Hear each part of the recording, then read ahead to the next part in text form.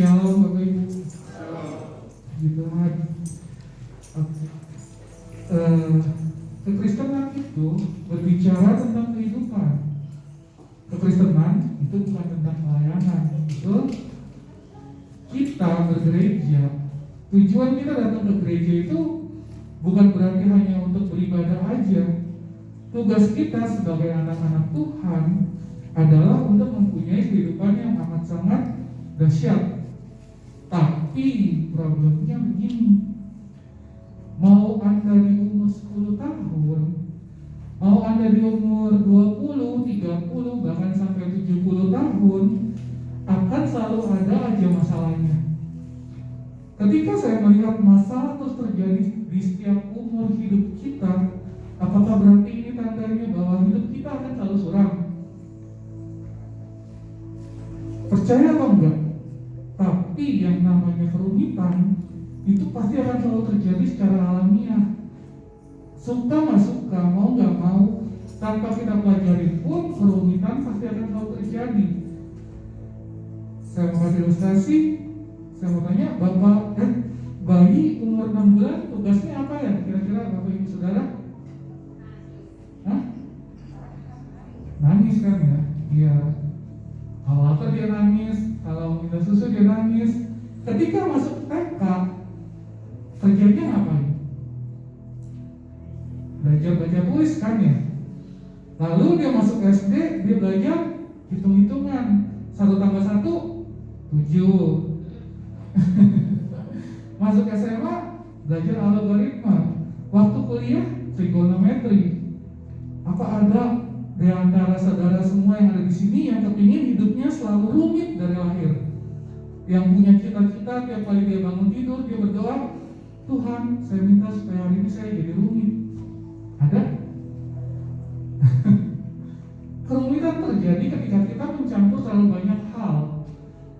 Kita mencoba mencampur kehidupan kita. Ini dicoba, itu dicoba, makanya semuanya jadi rumit. Hari ini saya mau share sesuatu tentang fokus. Kita buka dulu di 1 Korintus 9 ayat 26.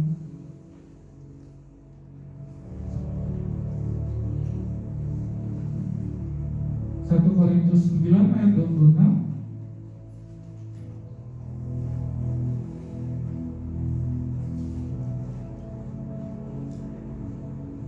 Boleh ketemu? Oke. Kita baca bareng-bareng ya. 1, 2, 3. 1 Korintus 9 ayat 26. Sebab itu aku tidak berlari tanpa tujuan, dan aku bukan petinju yang sembarangan saja memukul. Segala sesuatu yang kita lakukan di dalam hidup ini pasti ada tujuannya, betul kan ya? Kita sekolah buat apa? Kita kerja buat apa? Kita cari uang buat apa? Kita tahu bahwa kehidupan yang berkemenangan itu adalah kehidupan yang senantiasa fokus. Gak bisa enggak. Kalau kita kepingin fokus dalam hidup, fokus itu gak mungkin dong yang lebar. Tapi kita harus menyempitkan fokus. Karena fokus akan selalu membawa relevan. Fokus selalu membawa koneksi. Dan fokus selalu membawa dampak yang besar. Serta fokus juga membawa kualitas yang lebih baik. Saya tak ingin kehidupan saya seperti orang-orang yang ababil. Semuanya dikerjain, omongan orang diikutin. Sampai akhirnya udah saatnya di suatu titik di mana saya baru sadar, loh, kok sekarang saya malah di sini? Kok sekarang saya malah begini? Hari ini saya mau berbagi 3 tips simpel untuk Anda bisa lebih fokus dalam menghadapi masalah kehidupan. Setidaknya dengan ini Anda bisa lebih produktif dan memiliki kehidupan yang berkemenangan. Amin. Tips yang pertama, ini yang saya ketemukan, untuk kita menyempitkan fokus dalam hidup kita, maka kita harus lakukanlah hal-hal yang lebih sedikit. Saya kenal beberapa murid les yang dari hari Senin sampai Sabtu ikut banyak banget les. Piano iya, renang iya, bimbel iya. Waktu saya tanya sama anaknya, kamu enjoy gak jalaninnya? Gak capek emang? Tahu jawabannya? Males kak. Kalau kita melakukan terlalu banyak banyak hal, main iya, sekolah iya, kerja iya, semuanya dikerjain, kita nggak akan menjadi lebih baik dalam semuanya itu. Kunci untuk konsentrasi adalah eliminasi. Mari belajar untuk menambahkan beberapa hal yang nggak penting dalam hidup kita. Kalau emang nggak penting, apa yang dikerjain? Kalau main game sampai jam 3 pagi nggak penting, apa yang dijalanin? Faktanya, kita akan selalu punya lebih dari satu bakat dalam hidup. Tapi meskipun kita punya banyak talenta, tetap ada satu talenta yang Tuhan mau supaya kita fokus dan memberikan 100% energi supaya kita menjadi excellent dalam bidang tersebut. Kamu tuh jagonya di sini, secara alaminya di situ, fokuslah ke situ. Buat saya, yang benar-benar mengalir secara alami, ya cuma di musik. Mungkin ada beberapa dari Anda yang jagonya di IT, pemrograman, konstruksi bangunan, atau mungkin juga masak. Jadi tanya sama dirimu, apa versi terbaik dari dirimu, apa yang terbaik yang ada dalam dirimu yang bisa kamu buat. Karena Tuhan akan selalu tertarik dengan apa yang berhasil dalam hidupmu, bukan yang tidak berbuah. Kalau kamu berbuah, Tuhan bakal tertarik. Tapi kalau nggak menghasilkan apa-apa, buat apa coba? Kita juga perlu mengetahui perbedaan antara yang penting dan yang darurat. Ada sebuah kisah di Yohanes 5 tentang penyembuhan pada hari Sabat di kolam Bethesda. Diceritakan ada begitu banyak orang yang sakit. Semua orang yang ada di kolam tersebut menunggu sampai kolam Bethesda bergerak. Lalu ketika kolam itu bergerak, mereka akan ramai-ramai menceburkan diri ke dalam kolam sehingga mereka menjadi sembuh. Tapi waktu Tuhan Yesus datang ke sana, dia ngapain? Dia menyelinap masuk ke dalam dan hanya menyembuhkan satu orang aja. Pertanyaannya, Bapak Ibu, bisa nggak Tuhan Yesus kasih sembuh semua orang? Bisa nggak Tuhan Yesus kasih sembuh semua orang yang sakit yang ada di kolam Bethesda itu? Bisa dong. Terus kenapa dia kok cuma nyembuhin satu orang aja? Kenapa dia nggak nyembuhin aja semuanya sekalian? Kenapa pilih kasih? Karena Tuhan Yesus mengerti misinya di dunia ini bukan sebagai penyembuh, tapi dia mengerti bahwa tujuan dirinya datang ke dunia ini sebagai juru selamat manusia, untuk mati di kayu salib menyelamatkan manusia. Pelajarannya ini, apa yang penting itu belum tentu darurat, tapi apa yang darurat itu selalu penting. Hanya karena saya bisa, itu nggak berarti saya harus melakukannya dong. Bisa nggak saya mabok-mabokan atau merokok? Bisa banget. Tapi saya nggak mau. Kenapa? Manfaatnya buat saya apa? Ini kunci terbaik untuk memotivasi fokus Anda. Hanya karena saya bisa, itu nggak berarti saya harus. Kalau itu menghabiskan fokusmu terhadap hal-hal yang penting dalam hidup, ngapain? Tinggalin aja. Ini juga berlaku waktu Anda mengalami kesulitan, mengalami kegagalan, waktu kamu menyerah dengan hidupmu. Hanya karena satu atau beberapa kegagalan saja dalam hidup, lalu itu membuat Anda stop. Lalu kamu mulai fokus mengasihani diri sendiri. Sementara di sisi lain yang perlu disadarin, waktu gak bakal bisa stop sampai nunggu kamu pulih.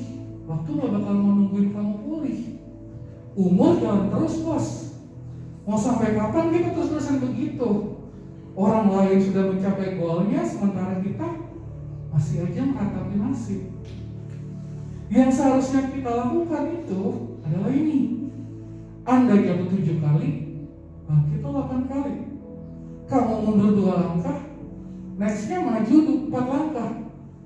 Fokus sama solusi dan perubahan. Jangan biarkan pendapat buruk orang menjadi kenyataanmu. Jangan izinkan intimidasi menguasai kamu. Jangan izinkan orang lain mendefinisikan hidup kamu. Cuma Tuhan yang pantas intervensi atas hidupmu, dan cuma Tuhan yang boleh pegang kendali atas hidupmu. atas keadaanmu, atas semua yang telah terjadi dan yang sedang terjadi. Tetaplah berjuang, terus maju apapun kegagalanmu.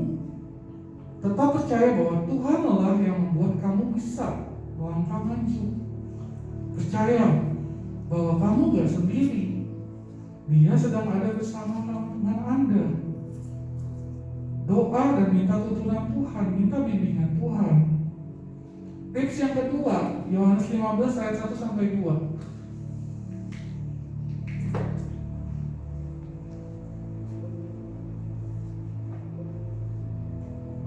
Oke. Yohanes 15 ayat 1-2. Akulah pokok anggur yang benar, dan Bapakulah pengusahanya.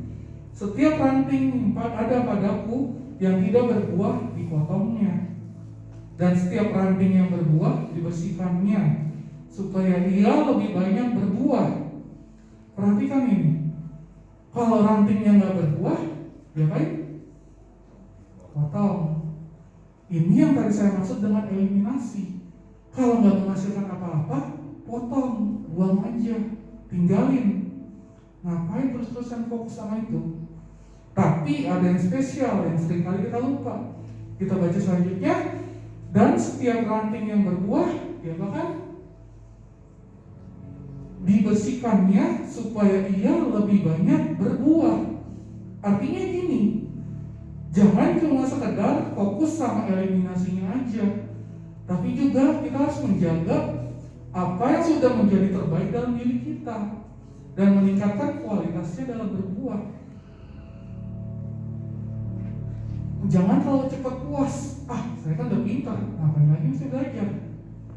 Jangan cuma eliminasinya aja, tapi kita juga perlu menjaga buah-buah dalam hidup kita yang terbaik, yang berhasil dalam hidup kita. Kalau kita udah berhasil, lanjutin lagi, naik next level, menjadi lebih excellent lagi dalam segala hal. Selalu pandang dirimu ke atas, pandang juga dirimu ke bawah, lalu pandang juga ke dirimu sendiri. Maksudnya apa? Pandang ke atas. Kalau hari ini Anda sukses, taruhlah misalkan usahamu dapat 100 juta, lalu berkembang sampai kamu merasa udah sukses, silakan nikmatin kesuksesanmu itu. Tapi jangan lupa lihat juga ke atas. Kenapa? Karena di atas juga masih ada orang-orang yang lebih jauh, lebih sukses, lebih pintar, lebih kaya, lebih semuanya daripada Anda. Dengan begitu kita nggak akan stop untuk mau lebih berkembang lagi. Karena banyak orang yang ketika mereka mulai merasa hidupnya berkembang naik, lalu mulai puas, mulai sombong, mulai hedon. Dia nggak mau lagi mengembangkan dirinya lebih lagi. Potensimu nggak boleh berhenti sampai segitu aja. Ketahuilah bahwa Anda berpotensi lebih daripada apa yang kamu perkirakan. Jadi jangan batasi potensi diri Anda. Yang kedua, pandang ke bawah. Kamu harus ingat bahwa gak semua orang bisa seberuntung Anda. Dengan memandang ke bawah juga bisa membuat kita bersyukur dan bangga sama diri kita sendiri. Ini penting Bapak Ibu. Karena ada orang-orang yang mikirnya cuma ke depan terus. Itu emang bagus, tapi jeleknya dia gak sempat menghargai dirinya sendiri. Dia cuma pandang ke atas terus, tapi gak pernah sadar sama perkembangannya sudah sejauh apa. Kalau kamu gak berpikir demikian, kamu gak akan pernah merasakan puas, gak akan pernah merasa bangga sama dirimu sendiri. Bisa aja malah kita berpikir bahwa hidup itu membosankan, sedangkan hidup orang lain lebih baik daripada kehidupan kita. Padahal sebenarnya Anda punya value yang belum tentu orang lain miliki. Yang ketiga, jangan lupa pandang ke dirimu sendiri. Coba lihat ke cermin. Hari ini kamu udah ngapain aja yang membuat dirimu lebih disiplin, lebih giat, lebih sukses lagi di kemudian hari? Ada nggak aktivitas-aktivitas produktif yang dilakukan hari ini? Itu penting Bapak Ibu Saudara. Anggap aja ini sebagai self reminder bahwa kita harus tetap berusaha. Menurut survei yang diadakan oleh website properti online, 40% dari kalangan milenial itu mampu beli rumah sendiri. Tetapi 60%-nya nggak mampu beli rumah sendiri sampai umurnya menginjak umur 35 tahun. Itu berdasarkan survei online dari website properti.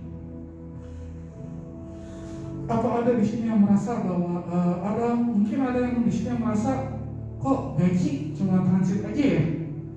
Baru gajian tanggal segini, tanggal 10 udah habis gajinya. Udah kerja lama, tapi kok nggak punya tabungan? Faktanya ada banyak orang yang hidupnya tuh santai, cocok aja. Dia merasa hidup loh, ya ngalir aja. Gak perlu cari tahu atau belajar mengenai keuangan. Padahal kan kita akan menghadapi masalah keuangan itu sampai nanti kita tutup usia. Kebanyakan orang pikir bahwa menjadi kaya atau miskin itu takdir. Benar gak? Kebanyakan orang percaya bahwa saya jadi kaya, saya jadi miskin itu karena takdir. Tapi faktanya saya mau tahu bahwa sebenarnya itu kita bisa atur loh, saudara. Bahwa kita menjadi kaya atau miskin sebenarnya itu berawal dari keputusan kita. Kamu mau hidupmu kaya atau miskin? Saya kutip kutipannya Bill Gates. Kalau kita lahir dalam keadaan miskin, itu bukan kesalahan kita. Tapi kalau nanti saat kita meninggal dalam keadaan miskin, itu sepenuhnya kesalahan kita. Sedangkan dalam Alkitab ada ditulis di Amsal 13 ayat 22. Amsal 13 ayat 22. Boleh kayak?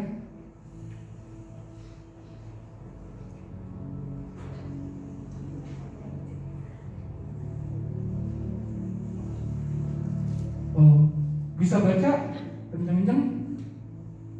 Orang baik meninggalkan warisan anak cucunya, tetapi kekayaan orang berdosa disimpan bagi orang benar. Itu kira-kira apa? Orang baik meninggalkan warisan bagi anak cucunya, tapi boro-boro warisan. Sementara untuk hari tuanya aja dia nggak bingung, dia kebingungan. Dia aja bingung bagaimana menghidupi dirinya sendiri. Karena dirinya selalu menganggap remeh, selalu menganggap sepele masalah keuangan. Dengan kita melek keuangan, kita bisa menghindari juga terjadinya sandwich generation. Apa itu sandwich generation? Saya kasih ilustrasi gini deh, gampang. Sandwich generation itu kayak gini. Yang di atas nih orang tua, maksudnya generasi yang paling atas, ya istilahnya sebut aja orang tua kita. Sedangkan yang di bawah, generasi yang di bawah kita, adik kita, entah itu saudara kita, atau orang-orang yang masih bergantung sama kita. Sementara kita yang di tengah sini. Jadi semua orang bergantung sama kita. Sandwich generation itu adalah generasi di mana dirinya harus menanggung generasi di atasnya, tapi juga harus menanggung yang ada di bawahnya. Jangan salah paham dulu Bapak Ibu Saudara. Bukan berarti saya mendukung Anda untuk gak usah lagi bantu orang tua Anda, atau gak usah lagi bantu saudara Anda yang lagi kesusahan, gak usah lagi peduli sama orang tua atau keluarga atau saudara. Tapi kita juga perlu ingat dong, tanggung jawab sama hidupmu. Tuhan kasih kamu hidup, ya tanggung jawab dong. Bantu ya tetap bantu, tapi kan sebisanya kita, bukan semaksimalnya sampai hidupmu sendiri kamu gak pikirin. Kenapa bisa terjadi sandwich generation? Mungkin karena melek keuangannya telat, atau juga mungkin karena dia gak peduli, merasa ya udahlah, itu kan cuma untuk hari ini aja. Kebanyakan orang menganggap seakan membahas tentang keuangan itu adalah hal yang tabu. Tapi apa kita bilang bahwa kita itu harus kudus, betul bukan? Dan dibilang juga dalam kamus bahasa Indonesia, kudus itu bukan berarti polos kan Bapak Ibu, Saudara? Sedangkan kalau kita menganggap keuangan itu tabu, berarti kita sedang mempoluskan diri. Kita nggak mau belajar apa-apa. Kalau kita kudus, kamu harus tahu dong mana yang baik dan mana yang buruk, mana yang benar, mana yang salah. Dan setelah mengetahuinya, saat kita memilih untuk kudus dalam keuangan, kita memilih Tuhan yang take control atas keuangan kita, itu akan menjadi poin mulai keuangan yang sejati. Saya mau kasih contoh, sebut aja namanya Mawar. Dia milenial, dia punya pekerjaan dengan gaji yang lumayan oke. Lalu yang lucunya, ada rekan kerjanya, sebut aja namanya Pak Eko. Pak Eko ini sudah bekerja lebih lama daripada Mawar, sudah berumur dan juga sudah berkeluarga, bahkan punya anak yang kuliah. Tapi secara income, pendapatan Pak Eko dengan Mawar itu bedanya jauh banget, bisa 2-3 kali lipat. Pendapatan Mawar lebih tinggi daripada Pak Eko. Nah, yang ironisnya begini, si Mawar kan masih muda ya, dia masih pengen happy, masih pengen sukanya jalan-jalan, shopping, segala macam. Sementara Pak Eko dengan penghasilan yang jauh lebih kecil daripada si Mawar, tapi dia udah punya rumah, dia punya tanah, dia punya aset. Bahkan dia sudah merencanakan kalau nanti anaknya menikah, anaknya udah ada rumah. Sementara si Mawar sendiri masih nggak punya aset apa-apa. Padahal jelas secara pendapatan dia lebih besar, bukan? Ada nggak yang merasa demikian? Karena jujur, saya sendiri pun juga merasa seperti itu. Saya merasakan hal yang sama. Saya sadar bahwa ada yang salah dengan hidup saya, tapi saya juga nggak mau hidup saya begini-begini terus. Berarti selama ini saya telah menyanyiakan berkat yang sudah Tuhan berikan. Berkatnya lewat itu aja. Bukannya Tuhan yang salah karena nggak memberkati kamu, tapi justru ternyata cara kita dalam mengelola keuangan, cara kita dalam mengelola berkat Tuhan lah yang salah. Mau tetap menjadi kaya, sebenarnya menurut saudara menjadi kaya itu salah apa enggak? Salah nggak? Enggak. Karena mungkin ada yang merasa bahwa itu terlalu duniawi sekali, ada. Itu hal-hal yang sifatnya bukan surgawi. Karena banyak orang juga berpikir bahwa uang itu adalah akar dari kejahatan. Tapi Alkitab bilang bukan uangnya yang salah, melainkan cinta akan uang adalah akar kejahatan. Sebenarnya ini lebih mengarah ke sikap hati kita. Sikap hati kita itu mau mentuankan siapa? Lukas bilang kita nggak bisa mengabdi pada dua Tuhan, Tuhan atau Mammon. Jadi kalau kita bahas orang Kristen jadi kaya, boleh atau enggak, salah atau enggak? Kalau pertanyaan yang kita balik gimana? Kalau ada orang yang enggak kaya, tapi mentuankan uang, kira-kira benar atau salah? Jadi sebenarnya bukan masalah menjadi kaya atau miskin, tapi seberapa hati kita itu mau bergantung sama siapa. Kalau hati kita itu bergantungnya sama uang, mau kita kaya, mau kita miskin, itu tetap sama aja. Tapi kalau hati kita bergantung sepenuhnya sama Tuhan, kita menjadikan Tuhan sebagai Tuhan, maka Anda sudah ada di jalan yang benar. Ada yang bilang uang bukan segalanya, Pak. Tapi faktanya hampir segalanya butuh uang, benar gak? Lalu ada yang bilang juga uang itu kan gak dibawa mati. Tapi bahkan kenyataannya aja pun kita butuh uang. Jadi salah gak sih menjadi kaya? Salah gak sih kalau kita mempersiapkan? Itu gak salah Bapak Ibu Saudara. Malahan kalau kita mempersiapkannya dengan baik, itu merupakan bentuk tanggung jawab kita atas berkat Tuhan yang telah disediakan buat kita. Keuangan juga erat hubungannya dengan keputusan bahwa keadaan keuangan kita di hari ini itu adalah berdasarkan keputusan keuangan kita di masa lalu. Begitu juga dengan keadaan keuangan kita di masa depan adalah juga berdasarkan keputusan keuangan kita di hari ini. Makanya selain kita perlu berdoa dan punya iman, kita juga harus minta hikmat sama Tuhan untuk melek keuangan. Yang harus kita sadari adalah bahwa harta yang ada yang kita miliki saat ini itu cuma titipan. Walau emang benar faktanya kita yang kerja keras, kita yang balik keringat, kita yang berusaha, bukan Tuhan. Tapi balik lagi kayak yang tadi kita Lukas bilang. Lukas bilang apa? Apa kita mau dikendalikan uang atau kita yang malah mengendalikan uang?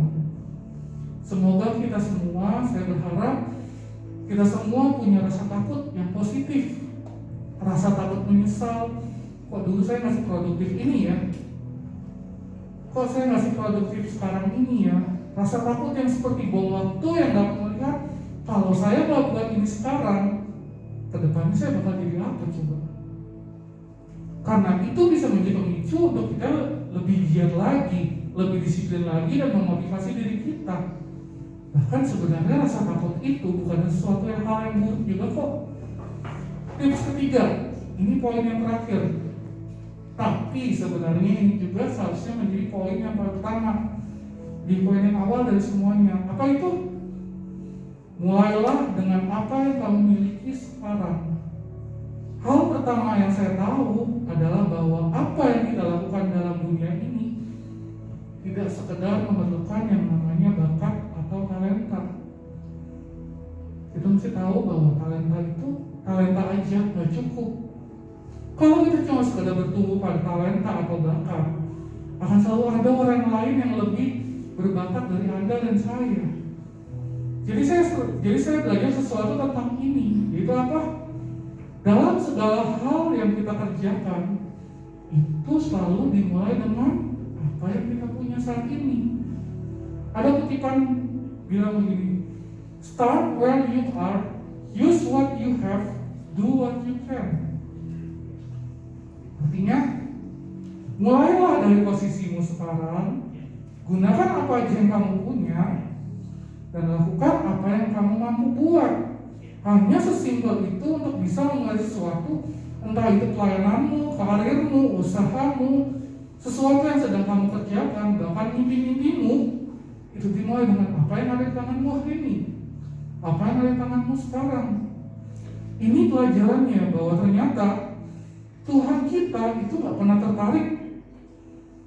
Tuhan kita gak pernah tertarik dengan apa yang kita tidak punya. Tuhan gak minta CV Anda kalau Anda mau pelayanan. Tuhan gak minta pengalaman pelayanan Anda apa aja, pelayanan di gereja mana aja. Dia gak butuh pengalaman ataupun prestasi kita. Jangan pernah Anda coba-coba bawa ke Tuhan, bawa semua prestasi-prestasi kamu, karena semuanya itu cuma kayak kain keset di mata Tuhan. Kalau gak ada itu semua, artinya apa? Apa artinya Tuhan menolak pelayanan kita? Enggak gitu. Artinya adalah bahwa Tuhan hanya melihat apa yang kau punya sekarang. Tuhan hanya melihat apa yang kau miliki sekarang. Sewaktu mujizat Yesus memberi makan 5.000 orang, dia tanya sama murid-muridnya, apa yang ada di tanganmu? Dia nggak tanya begini, nanti siang kita makan apa ya? Enggak. Dia tanya, apa yang ada di tanganmu? Bahkan Musa ketika Tuhan meminta dirinya memimpin bangsa Israel untuk keluar dari Mesir, Musa takut dan dia berdebat dengan Tuhan. Jangan aku Tuhan, aku kan gak pandai bicara, aku gak punya apa-apa yang aku bisa berikan untuk melakukan apa yang kau minta. Tapi faktanya apa? Tetap Tuhan pakai hidupnya, bukan? Jadi kalau Tuhan tidak tertarik dengan apa yang kamu tidak punya dan tertarik dengan apa yang kamu punya, kenapa kita masih sering membanding-bandingkan diri kita? Kita masih ragu-ragu mau melangkah. Karena prinsip kerajaan Allah itu, apa yang berkenan bagi Allah akan berkembang seperti roti, akan bermultiplikasi. Yesaya 54 ayat 2,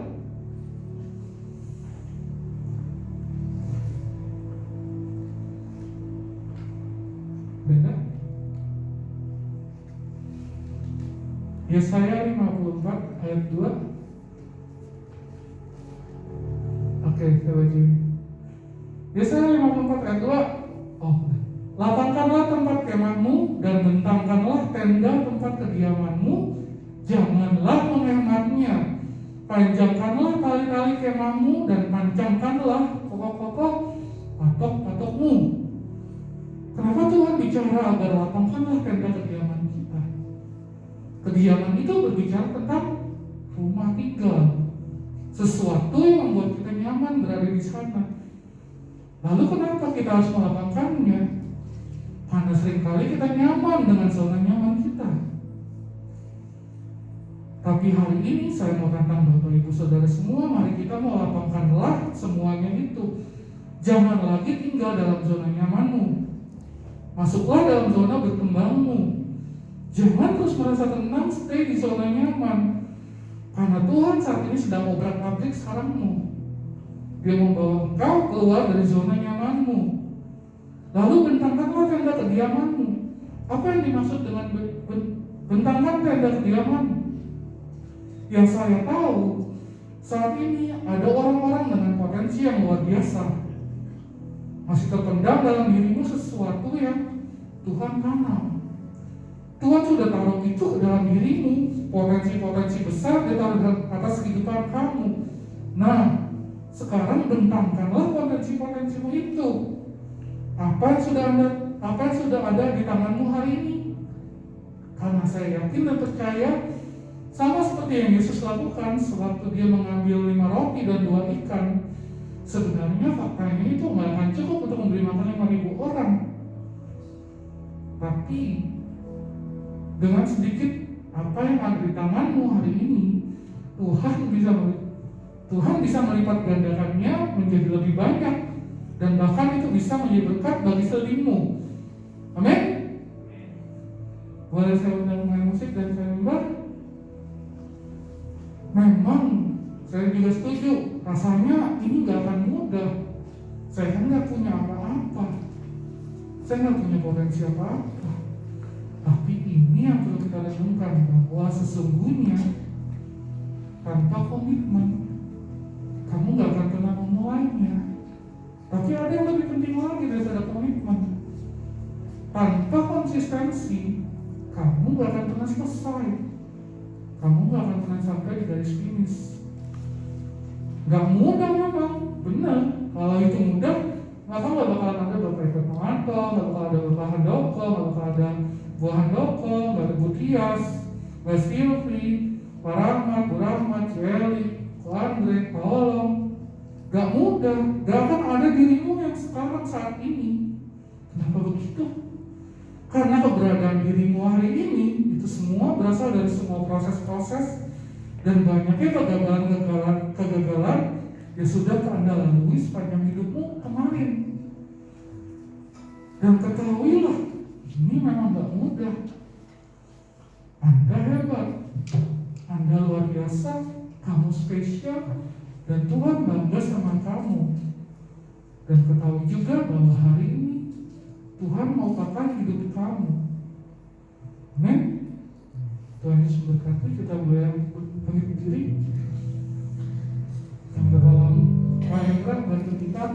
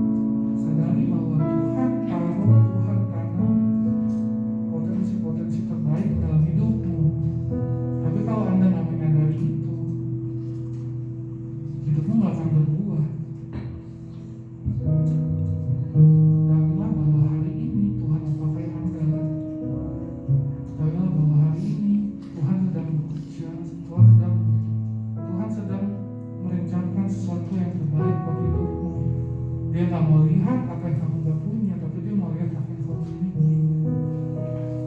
Hasilkan buah yang baik dalam hidup kamu.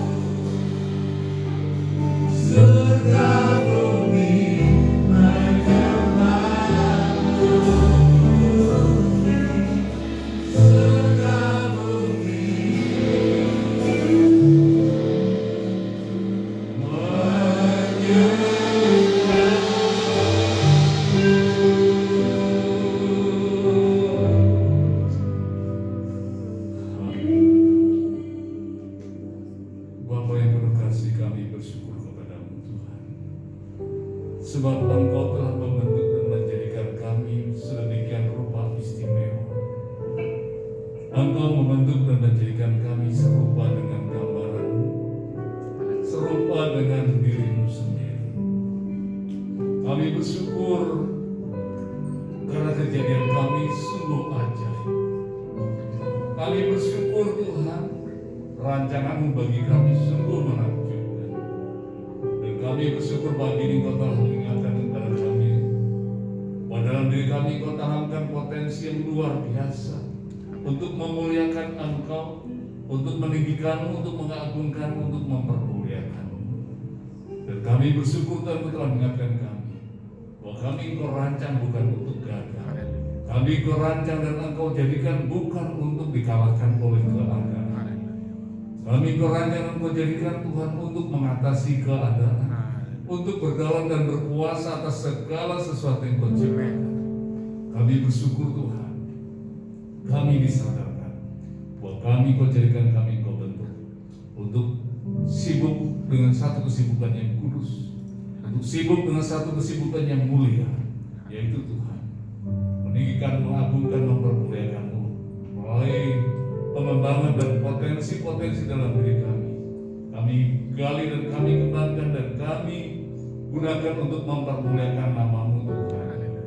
Biarlah Bapa hal ini memotivasi kami, menyerahkan kami sebagaimana Engkau Tuhan telah mengajarkan kami beberapa perkara yang kami boleh simak melalui kebenaran firman-Mu. Ajar kami Tuhan untuk berwawasan luas, ajar kami tetap fokus, ajar kami Tuhan untuk memiliki komitmen, ajar juga kami agar kami konsisten di dalam satu yang Engkau percayakan kepada kami, sehingga sesuatu yang maksimal yang boleh kami kerjakan dan kami lakukan bagi kemuliaan nama-Mu ya Tuhan. Terima kasih untuk kegagalan demi kegagalan yang boleh kami alami. Lewat kegagalan-kegagalan telah kami boleh belajar dan kami boleh mengerti Tuhan mana yang sepantasnya kami kerjakan dan mana yang harus kami tanggalkan dan mana yang harus kami lepaskan. Dan saat ini kami bersyukur padamu Tuhan, Engkau telah memberkati kami dengan kebenaran firman-Mu. Ajar kami Tuhan untuk fokus kepada, untuk memikirkan perkara-perkara yang di atas. Sementara Tuhan, segala sesuatu yang kami butuhkan, segala sesuatu yang kami perlukan, sesungguhnya Engkau telah menyediakan segala berkat terhampar yang Tuhan. Dan Engkau tidak ingin Tuhan kami direpotkan oleh segala persoalan-persoalan remeh-temeh yang sebenarnya tidak perlu kami pikirkan, sebab semua itu dicari bangsa-bangsa yang tidak mengenal Engkau. Dan Engkau telah menetapkan kami menjadi satu bangsa, satu umat yang Engkau kasihi, yang Engkau berkati dengan luar biasa. Terima kasih Tuhan untuk firman-Mu pada pagi ini. Tuhan, Engkau pilih kami satu persatu. Biar kami boleh belajar Tuhan melalui kebenaran-Mu, sehingga kami boleh menata fokus kami boleh menata orientasi kami boleh menata hidup kami, sehingga Tuhan ada sesuatu prestasi yang boleh kami ukir, ada sesuatu yang mendatangkan kemuliaan bagi nama-Mu yang boleh kami toreskan dan goreskan bagi sejarah hidup kami yang singkat ini ya Tuhan.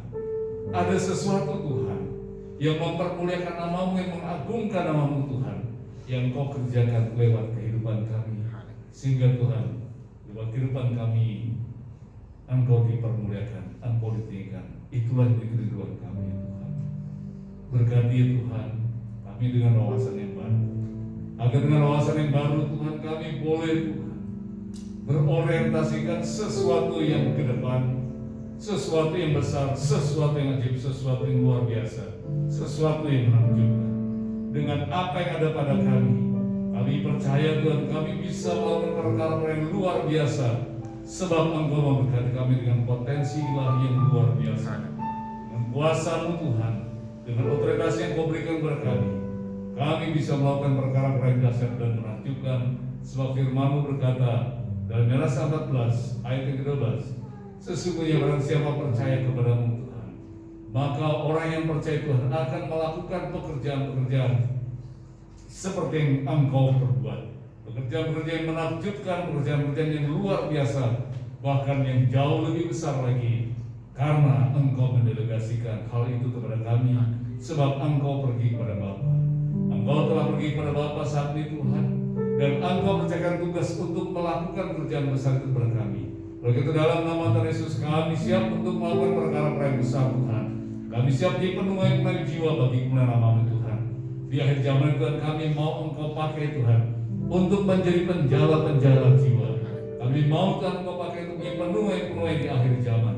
Oleh karena Tuhan, kami mau merentangkan gereja ini Tuhan, agar kemahnya semakin membentang ke kanan ke kiri, mengembang, memperluas, menjangkau bangsa-bangsa yang belum mengenal Engkau, diselamatkan, dimenangkan lewat anak-anak-Mu Tuhan yang telah Engkau rapi dan telah Engkau pakai, yaitu sedang jemaat-Mu gereja Bethlehem Selamat Allah Tuhan.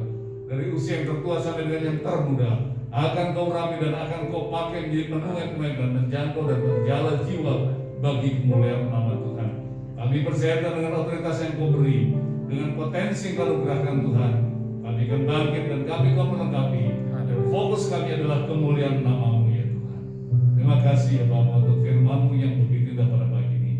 Sebagaimana Tuhan Engkau menantang Tuhan murid-murid-Mu ketika Engkau ingin memberi makan 5.000 orang laki-laki, Engkau hanya bertanya kepada murid-murid-Mu Tuhan, apa yang ada padamu? Kami bersyukur Tuhan pada hari pagi dan Engkau menantang kami, apa yang ada pada kami? Yang ada pada kami adalah nama Yesus yang hidup, nama Yesus yang ajaib, nama Yesus Tuhan yang kekal selama-lamanya. Itulah yang berkuasa di langit dan bumi, yang berkuasa untuk selama-lamanya. Dan itulah yang kami miliki Tuhan. Bersama-Mu Tuhan kami akan melakukan perkara yang besar, dan kami Tuhan akan berhasil bersama Engkau, sukses bagi kemuliaan nama-Mu ya Tuhan. Oleh karena ya Bapa, Engkau berkati setiap kami yang telah hadir pada pagi ini Tuhan. Berkati kerohanian kami, berkati perekonomian sedunia kami, berkati rumah tangga kami, berkati Tuhan masa depan kami, berkati anak cucu kami Tuhan, berkati Tuhan suara suami, berkati para istri, berkati semua anak-anak-Mu Tuhan, sehingga oleh Tuhan kami boleh menggenapi apa yang Kau firmankan. Di akhir zaman Tuhan, di tengah-tengah krisis, di tengah-tengah resesi seperti ini, kami justru tampil Tuhan dengan penuh kuasa, dengan penuh urapan, melakukan pekerjaan-pekerjaan yang besar yang Engkau percayakan bagi kami. Dan kami percayakan bersama dengan Engkau Tuhan, kami akan berbuah dan kami akan Tuhan mencerminkan kemuliaan nama Tuhan. Terima kasih Bapa. Berkati setiap yang hadir masih dalam pergumulan apapun Tuhan, jangan biarkan pulang dengan tangan hamba. Kalau di antara kami sakit, biarlah Kau pulihkan, Kau sembuhkan. Yang susah Kau hiburkan, yang berkekurangan berkati dengan berlimpah-limpah. Dan biar hati kami selalu tertambat kepadamu, dan hati kami dan selalu ya Tuhan percaya kepadamu, sehingga hidup kami hanya satu tujuan, untuk memuliakan, meninggikan, mengagungkan nama-Mu. Terima kasih Tuhan untuk hari yang telah Kau pakai dia luar biasa. Tambah tapakan urapan-Mu Tuhan, pakai dia seluruh rencana dan kehendak-Mu Tuhan. Biar apa yang dia sampaikan Tuhan pada pagi ini menjadi berkat bagi kami, juga menjadi berkat bagi dirinya sendiri, sehingga ia juga boleh Tuhan meneladankan apa yang telah ia khotbahkan. Dengan demikian Tuhan Engkau diagungkan, Engkau dipermuliakan, baik di hadapan Engkau Tuhan maupun di hadapan umat-Mu dan bagi ia sendiri yang menyampaikannya. Terima kasih Bapak untuk karya dan perbuatan yang sungguh ajaib, dan izinkan kami bersalasus Tuhan untuk rencana pemberkatan pernikahan anak kami Indah bersama Ladi yang akan laksanakan besok Tuhan. Kami menyerahkan semuanya kepadamu, biar Engkau yang beracara, Engkau yang campur tangan, Engkau yang memberkati, dan Engkau membangun rumah tangga ini sebuah rumah tangga kerajaan Allah yang berkenan hadapan-Mu, yang mari Tuhan Engkau berkati dengan keturunan yang takut akan Tuhan, sehingga rumah tangga yang dibangun indah dan mari Tuhan menjadi rumah tangga yang memuliakan, meninggikan, mengagungkan nama Tuhan. Demikian juga Tuhan panitia Natal yang sebentar akan berkumpul dan akan rapat. Demikian juga membahas Natal umum, Natal sekolah minggu. Kami menyerahkan semuanya kepadamu. Tuhan campur tangan untuk beracara, segala sesuatu yang boleh terlaksana terwujud bagi kemuliaan nama Tuhan. Bapak yang jauh besar khusus Tuhan, khusus kami saat ini terlanda banjir. Bila Tuhan belas kasih untuk atas mereka. Mereka yang kehilangan tempat tinggal, kehilangan harta benda, atau mungkin juga kehilangan kesehatan mereka, biar Tuhan Engkau berikan, Engkau berkati. Berdoa juga untuk wabah yang melanda seluruh penjuru bumi, di mana saat Tuhan Corona melanda seluruh bumi, sementara vaksin yang diperbincangkan juga bukan merupakan jawaban atas segala kebutuhan ini. Biar Tuhan saya menjadikan kami sadar bahwa kami butuh Engkau, Tanpa-Mu Tuhan, celaka dan binasalah kami, tetapi karena-Mu Tuhan, bersama-Mu Tuhan, kami akan mendapat bagian dalam hidup kekal dan pengharapan yang telah Mu bagi kami. Pada Tuhan, berkati bangsa negara kami Indonesia tercinta ini. Lindungi bangsa kami dari niatan-niatan jahat yang memecah belah negara ini Tuhan. Biar Tuhan mengasihi bangsa ini, Tuhan membangun bangsa ini. Engkau juga telah memakai dan menjaga serta memberkati bangsa ini. Ampuni Tuhan pihak manapun, siapapun yang berniat busuk, berniat jahat untuk mengacaukan bangsa ini Tuhan.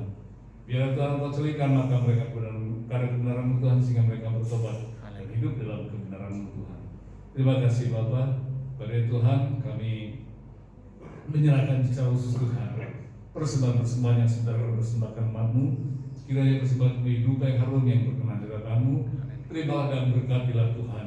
Karena umat yang mengasihi, bukan umat yang mencintai-Mu Tuhan. Karena umat yang bersyukur kepada-Mu. Mereka membawa apa yang jadi milik usahakan mereka kepada-Mu.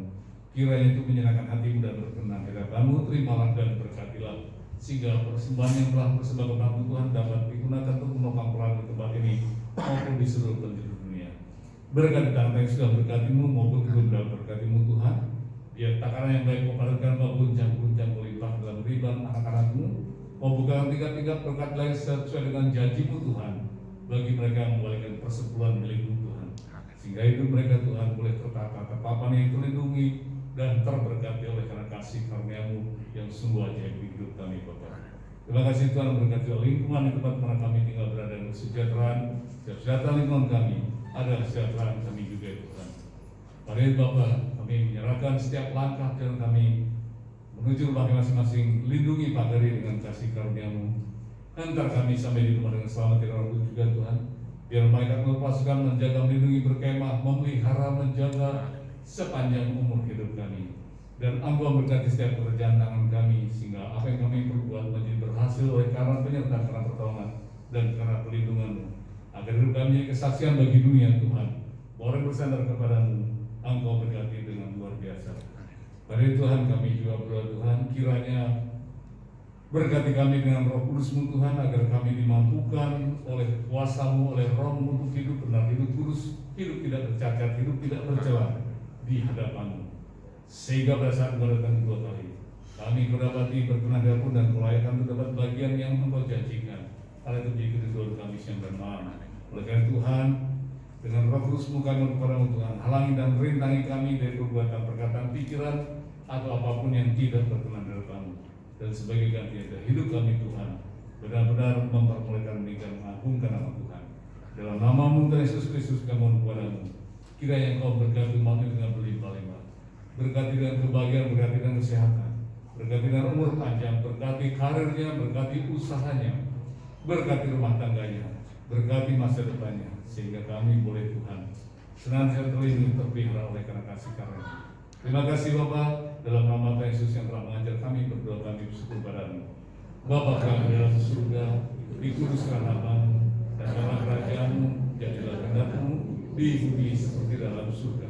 Berikanlah hari makan kami secukupnya, dan ampunilah akan segala dosa dan kesalahan kami, seperti kami pun mengampuni orang yang bersalah kepada kami. Dan janganlah masuk dalam pencobaan, tetapi lepaslah kami dari yang jahat, karena Engkau punya kerajaan, kuasa dan kemuliaan sampai selama-lamanya. Amin. Kiranya jemaat selesai kekasih dan bermata Tuhan, angkat dua tangan-Mu dan arahkan kepada Yang Kudus. Pulang dengan sukacita. Tuhan kiranya dengan wajah-Nya dan melimpahi-Mu dengan kasih karunia. Tuhan kiranya mengawal dan memagari-Mu dengan kasih sayang-Nya, mengenyangkan-Mu dengan kebaikan dan kemurahan-Nya, dan memberkati-Mu pada setiap pintu keluar masuk-Mu, menuntun membimbing jalan yang benar. Terimalah berkat damai sejahtera dari Allah Bapa, kasih karunia Putra yang tunggal, kasih sayang serta dengan pemeliharaan kasih Roh Kudus, nyata yang berkati-Mu mulai saat ini sampai selama-lamanya. Maranatha, Tuhan Yesus menjadi penjajahnya, kerajaan datanglah, kehendak-Mu jadilah.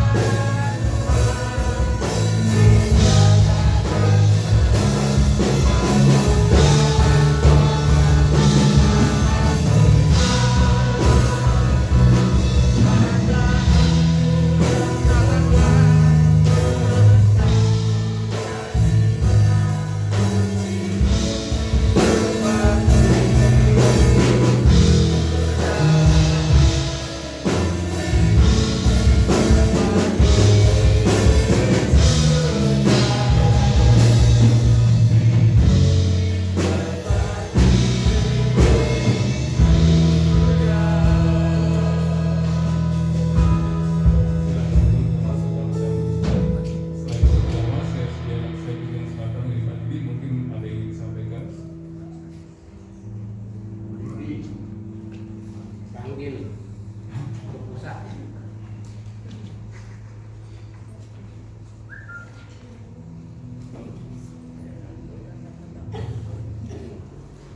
Kalau nggak kau undang kami.